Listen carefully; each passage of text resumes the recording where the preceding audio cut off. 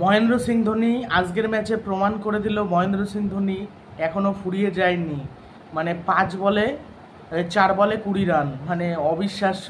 মানে 3খানা ছক্কা, 3 বলে 3টে ছক্কা, আর তারপরে 2 রান, এই 20 রান।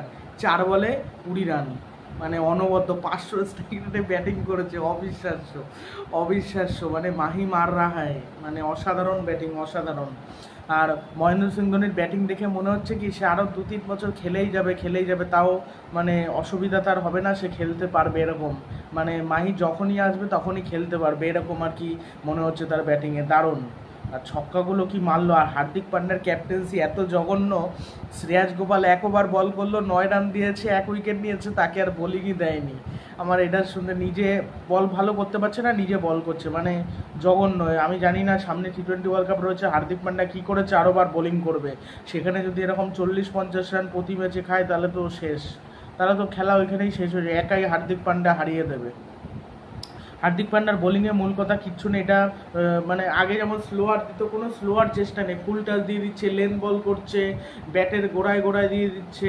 এম এস ধোনি নেমেছিল যে এরকম 6 মারার জন্য, 6 মেরেছে, আর কোনো গতি টতি কিছু নাই।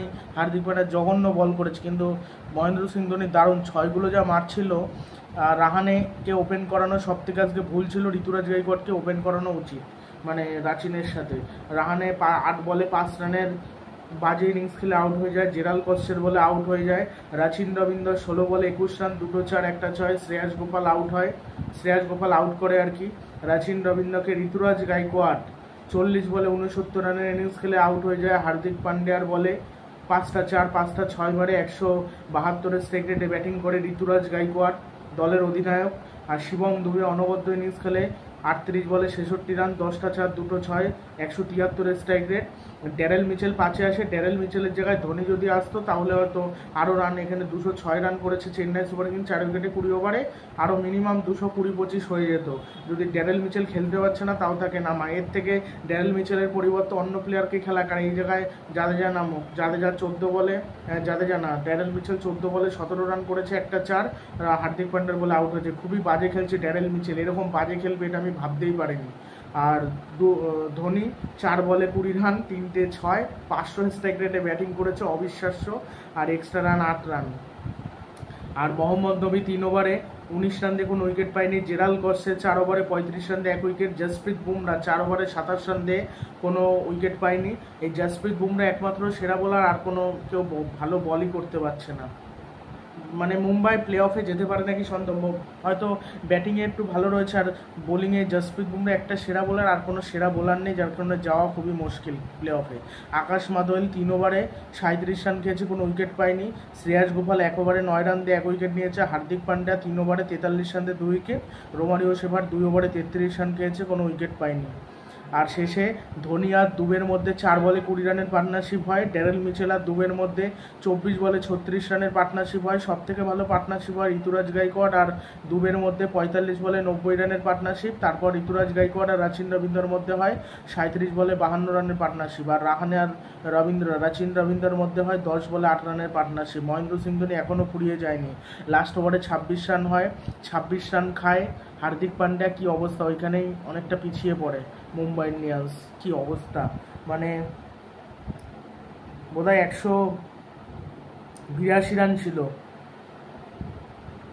খুবই বাজে অবস্থা। আমি বলছি লাস্ট ওভারে প্রথম বল ওয়াইড করে, তারপরে 4 খায়, তারপর আবার ওয়াইড বল, তারপর উইকেট পায়, তারপর 3খানা 6 খায়, তারপর 2 রান খায়। 3খানা 6 মারে মহেন্দ্র সিং ধোনি, মাহি মার রাহা হয়। অসাধারণ খেলেছে, অসাধারণ। 6গুলো যা মারছিল গায়ের তেলে তেলে চালাচ্ছিল 6, এর আগেও মেরেছে, গায়ের তেলে তেলে চালিয়েছে, এবং অবিশ্বাস্য এই বুড়ো বয়সেও যে 6গুলো মারছিল সেটা দেখবার মতো ছিল। অসাধারণ, অসাধারণ, ওয়েল প্লেড। যখন যে কোনো একটা দলে 200-র উপরে রান চেস করতে হয়, 206 রান 7 রান যখন চেস করতে হয়, তখন কিন্তু প্রথম থেকে এমনিতেই চাপে পড়ে যায়। মুম্বাই ইন্ডিয়ান্স প্রথম থেকে চাপে পড়েনি, প্রথম থেকে ঈশান কিষান, রোহিত শর্মা কিন্তু ভালোই পার্টনারশিপ করেছিল। আর রোহিত শর্মা একা খেলে গেছে, আর কেউ সঙ্গই দিতে পারেনি। সূর্যকুমার যাদব টার্নিং পয়েন্ট ছিল ওই 1 ওভারে 2টো উইকেট পড়া, ঈশান কিষানের আউট হওয়া আর সূর্যকুমার যাদবের আউট হওয়া, ওটাই ছিল টার্নিং পয়েন্ট, এবং মাথিসা প্রাথিরানায় ম্যাচ জিতিয়ে নিয়ে এসছে। জসপ্রীত বুমরা যদি 4 থেকে 5 উইকেট নিতে পারতো একা, তাহলে হয়তো কম রানে আটকাতে পারতো চেন্নাইকে। সেক্ষেত্রে ভালো হতো।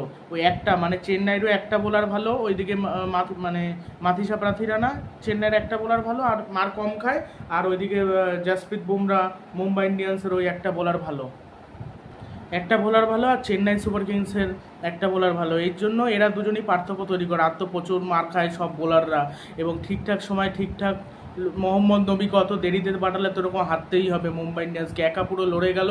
আমার এখন দুখানা ম্যাচ জিতেছে, চারখানা ম্যাচ হারলো, দুটো জিতেছে।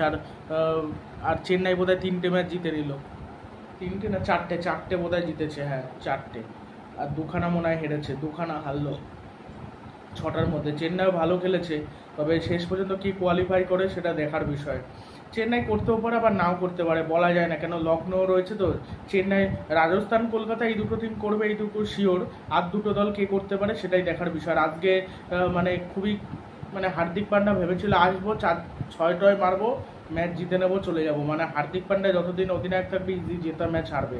আর সূর্য রোজ খেলবে না, তিলক বর্মা সেইভাবে বড় স্কোর করতে পারছে না, ওই জন্যই তো হারলো। মোহাম্মদ নবীকে পরে নামাচ্ছে, রোমারিও সেবার একটা ম্যাচে ভালো ব্যাটিং করছে বলে তাকে আগে ব্যাটিংয়ে পাঠানো হচ্ছে। এটা ভাবতেই কেমন লাগে। মোহাম্মদ নবীকে তুমি আগে পাঠাও, কয়েকটা বল খেলার সুযোগ দাও, তাহলেই তো ভালো হয়। সব থেকে নামানো উচিত ছিল যখন তিলক বর্মা এসছে, তখন বুদ্ধি করে পাঠানো উচিত ছিল, বুদ্ধি করে পাঠায়নি। কয়েকটা বল খেললে তবে তো সে ভালো খেলবে তিলকের থেকে। আর তিলক পরে খেললে অবশ্য পারতো না, তবে তাও যখন রোমারিও এসছে তবে এসে বড় শট খেলতে পারলো না কেন আমি জানি না, হয়তো মানিয়ে নিতে পারছিল না। এবং চেন্নাইয়ের বোলিংও ভালো হচ্ছিলো, এটা মানতেই হবে।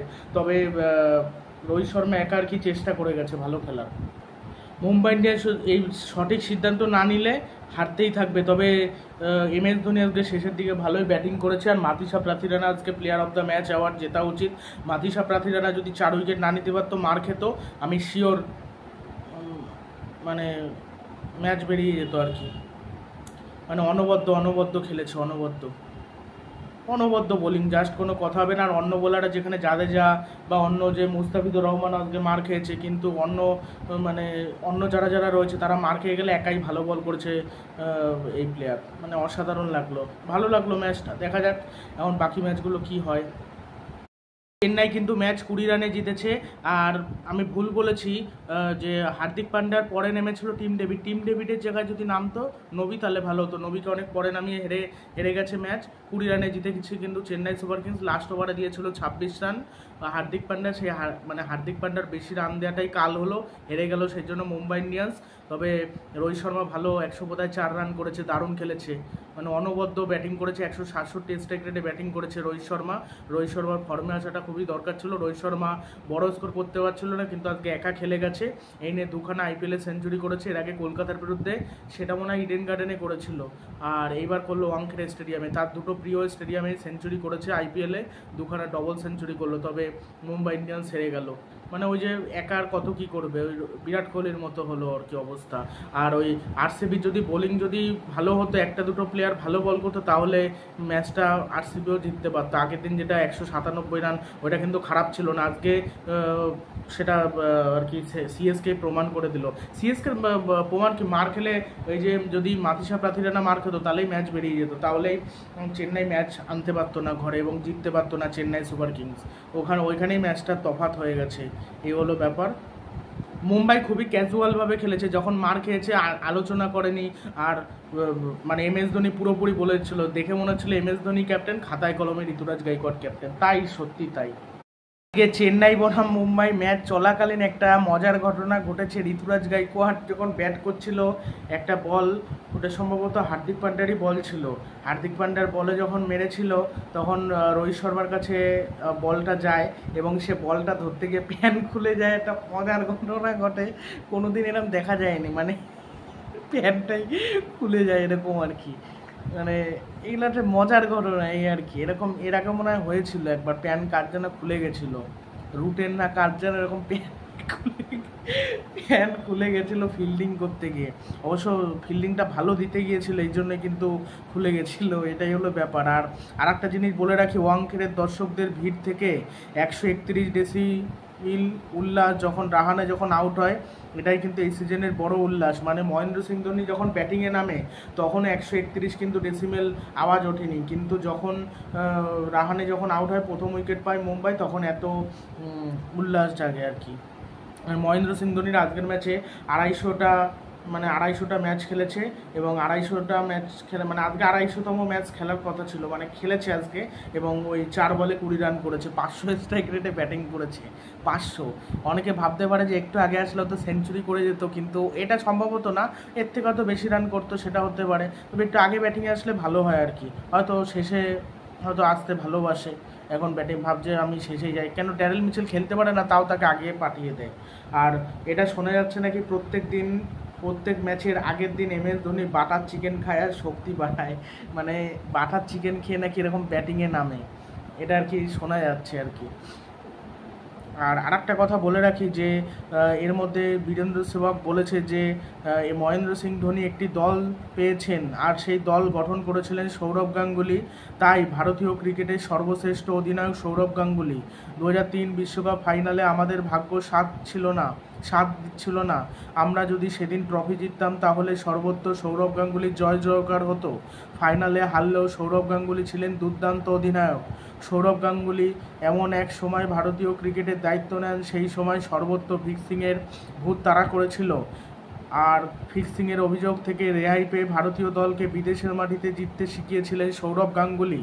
আমার মতো একজন ব্যাটসম্যানকে মিডল অর্ডার থেকে বাছাই করে ওপেনার বানানো হয়েছে, সেই বানিয়েছে জাহির খান, যুবরাজ সিং, হরভজন সিং, মোহাম্মদ কাইফের মতো অনেক খেলোয়াড় রয়েছে যাদেরকে সৌরভ গাঙ্গুলি অজ্ঞাতনামা থেকে বের করে তারকা বানিয়েছেন। তাই আমি মনে করি সৌরভ গাঙ্গুলি ধোনির থেকে বড় নায়ক। আপনি কি বীরেন্দ্র মানে এটা কি ঠিক? মানে সেটাই, মানে শেষেটা একটু বললাম, তবে কিছুটা ঠিক কিছুটা ভুল, কেন পুরোপুরি কিন্তু ওই টিম নিয়েই যে জিতেছে তা কিন্তু না। অনেক কিং কোহলি নতুন প্লেয়ার ছিল, তারপর গৌতম গম্ভীর তো অনেক পরে আছে, সেই সময় আসেনি।